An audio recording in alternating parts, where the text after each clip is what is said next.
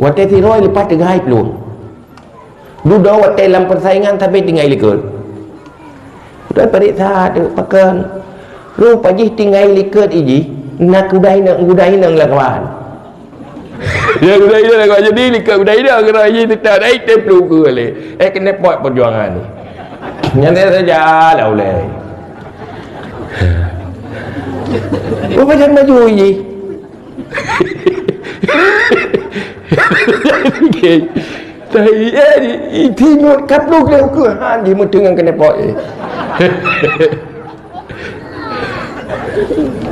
Memang dah pernah menang betul udara bendum-bendum.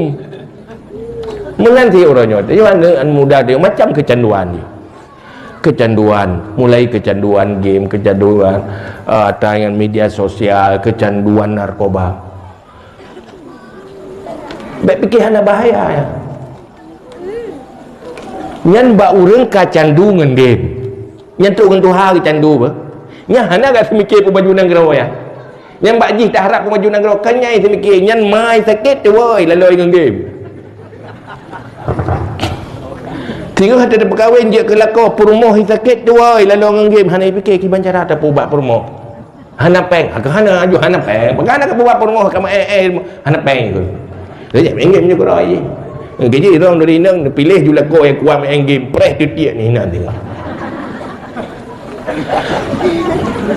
Gitu lah kau hanja.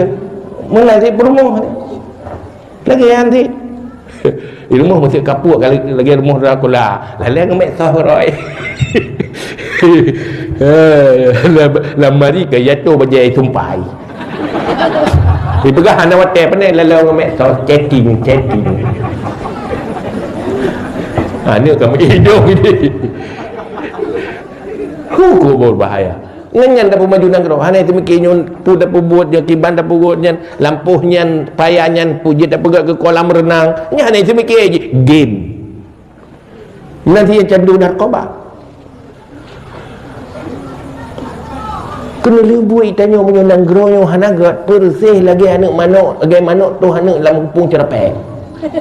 Tengok tutup cerapek tukang baju. Ya kan? Hai kalau perai Nabi. Baik tak fikir yang betul-betul yang nak tanya. Anak itu jadi musuh. Salah-salah. Berakan tak pegat pintu berat, tak pegat kunci berat. Mangat baik tamang pencuri, dudukkan. Irumuh lahir pencuri. Kenapa kunci pintu? Hai pakai lahir pencuri kah kena narkoba? Dan yang bangun hanya ni kompor. Ini hanya saya fikir yang penting benangan belawatannya. Kanangan magung itu yang saya fikir kompor ni pun belau. Padi-padi yang lagut. Kenapa ia kena lihat senyum? Siapa senyum? Anak tu. Takkan tak kena narkoba. Cocok benar. Jiat lagi kan? Bakal raja Buddha. Kompak, pegat training anak mudanya bersukses, mampu bersaing, baik je ke sasaran musuh. Cara jajah orangnya hanali mai tenterangan budaya dengu. Pebangai urang, pulalau urang baik itu mai uruh nang gero ini. Boh hitanya pajan tak fikir ke maju nang gero, rumah tu gaduh kompor. Gaduh sejuk. Banyak ke batik fikir ada maju kampung, maju kampung ke kompor ke gaduh. Tak susah aku ada. Hai dah dua tiga tayang. Ya kan?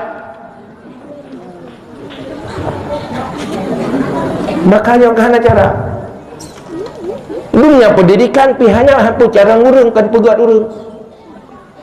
UN ada yang tegama pai lewat, yang hana je ma pai hana lewat. Ada bubro akai, ada tegama pai. Dua minta percara untuk urung bro akai. Dulu mujud ke pemimpin je ke nyawa je kerja yang kerja tukang urus dan gerok carang-carang pihak akai bro. Kenapa bahaya?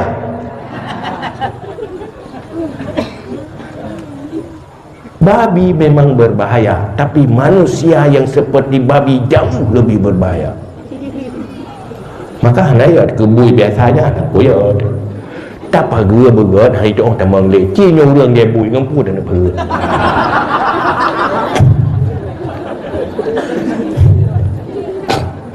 Orang ji. Ini macam itu satu. Itu mengut bicara, dumpu cara jangan tak teh pengut. Kok jahil lah sat.